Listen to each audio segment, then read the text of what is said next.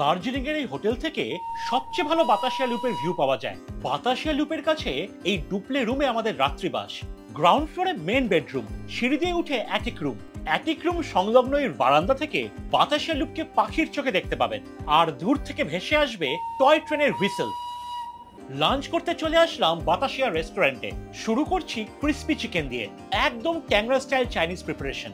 Main কোর্সে আছে ধুয়ো ওঠা মিক্সড ফ্রাইড রাইস, আর সঙ্গে আছে চিলি ফিশ, যেটা মজা করে বলতেই পারি লাল লাল ঝাল ঝাল।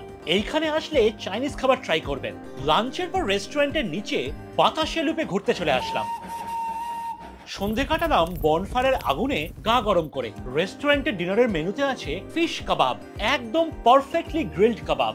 মেন কোর্সে আছে চিকেন ভর্তা আর সঙ্গে গার্লিক নান। পাঞ্জাবি ধাবা স্টাইল খাবার দিয়ে ডিনার জমে গেল। পরের দিন সকালে এক বিউটিফুল সানরাইজ দেখে দিন শুরু করলাম। বারান্দা থেকে কাঞ্চনজঙ্ঘার দর্শন মিলল। ব্রেকফাস্ট শুরু করলাম 1 কাপ দার্জিলিং চা দিয়ে। What a flavour! ব্রেকফাস্টে আছে গরম গরম হিঙের কচুরি, সঙ্গে আলু কড়াইশুটির তরকারি।